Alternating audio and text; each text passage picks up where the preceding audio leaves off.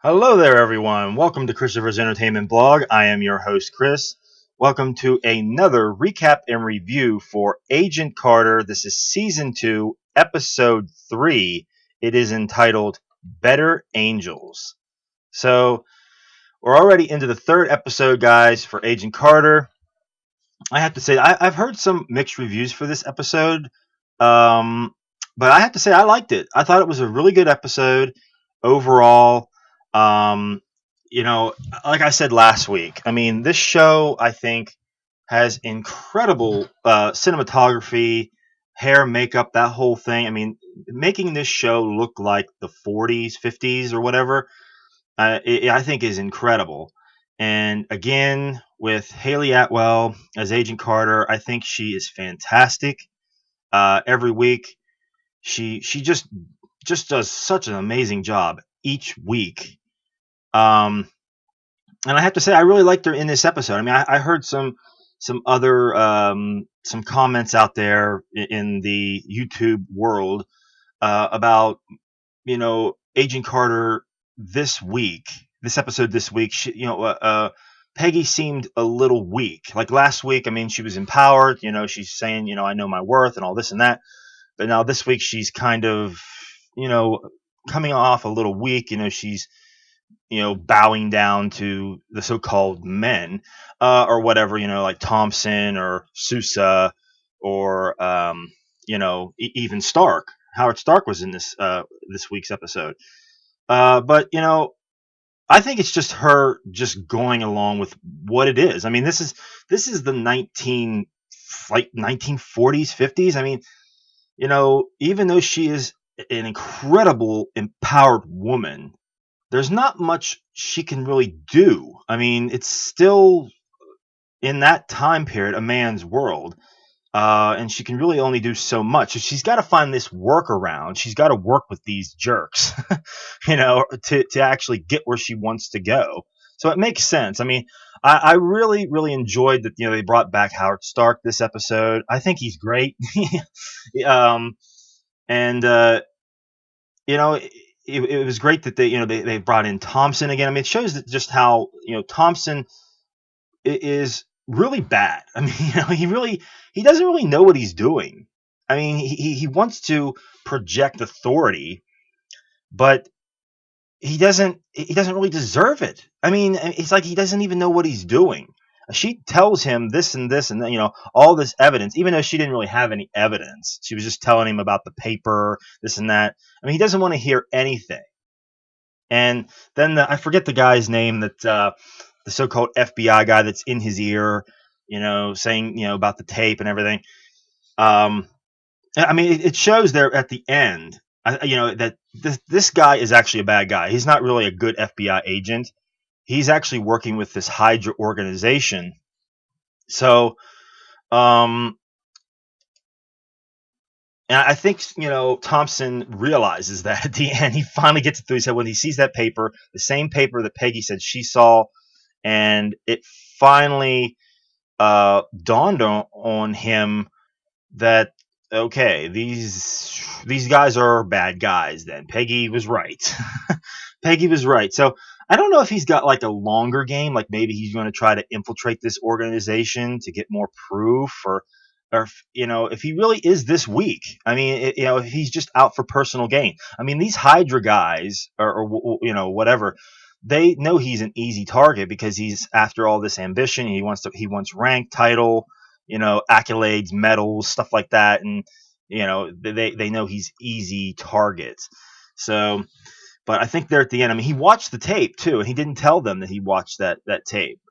So maybe he knows in the back of his mind something else maybe is going on here. And when he watches that, and then he sees that paper, I think he realizes, okay, we're this is not a good people here. So, uh, but the Jarvis thing, with Jarvis again, he's always excellent as well. I like the fact that they put in the little the cue about the embodied head or embodied voice or something. He said about that alarm, and he says, I don't really want to be in embodied voice the rest of my life, or something to that effect. That was funny, really funny. Um, but it was great, that whole the scene where Peggy goes in and is trying to infiltrate this organization, and she's crawling along the floor and everything, and I really enjoyed that stuff, that espionage type stuff going on there. That whole the fight scene at the end, where she goes into the pool, I thought was great. Like I said, the Howard Stark stuff was cool. Um, and seeing the doctor come back, the Wilkes, I mean, that I didn't wasn't expecting that. I thought he was just going to be gone, and that was it. But I mean, there he is. It's just like, oh, okay, they're going to bring him back, and he's like a ghost or something floating floating around. I mean, he's like in another dimension. So we're getting like some more Doctor Strange stuff going on there with other dimensions and worlds. So they're touching on that. So that's cool. The stuff with Frost. I think I think her she's an interesting character. She's a very good character. I'm liking her very much. Um, it's going to be interesting to see where they go with this whole mask situation, because you see at the end the scar or whatever is actually getting bigger. I think eventually when she starts killing more of these people, maybe the whole council, maybe she'll just take over everybody. I don't know. I think eventually it'll like her whole face will be that or something to that effect. So that should be interesting to see where they go with that. But she's another like really powerful this woman character. And I think it's great that they actually got a female villain instead of typical male villain. So that's interesting that they have this. They're going to have this strong another like last year where they had Dottie, who was a strong female villain. So now we have Whitney Frost, who's this is going to be a superpowered villain. So this is very cool. I mean, I can't wait to see where they go with more of this and how they make the mask look, or what they're going to do with that situation. But that whole scene where she like engulfed him with that goo or whatever, the director guy, and she like absorbed him. That was excellent. Very well done. But yeah, I mean, I'm liking this season so far. I think it's been great. I like that they're having all these little touches on, Doctor Strange and Hydra and Shields there. All the characters have been great. Sousa's been great, been really strong so far this season. And like I said, Peggy she's the rock. She's holding it down. She's doing excellent. So everything has been great so far. Really enjoyed this episode. Jarvis is great as well. But I mean, the one maybe negative thing is that maybe they're going to try to do this weird love triangle thing, maybe between I don't know. It's like they're touching, with Peggy and Sousa, and then back to Dr. Wilkes there, and then maybe even Jarvis might be in there. It's kind of weird. I was like, well, isn't he married? He's married. I mean, so it was kind of odd. Maybe what they're going with that. I don't know what this weird thing they're doing with that. I'm like, okay, we'll wait and see where they go with that. But that could be kind of a negative thing because, I mean, Peggy does come across as this strong-willed woman. Like, why would she need these guys to help her, really, or be with anybody, really? But it should be interesting to see where they go with that.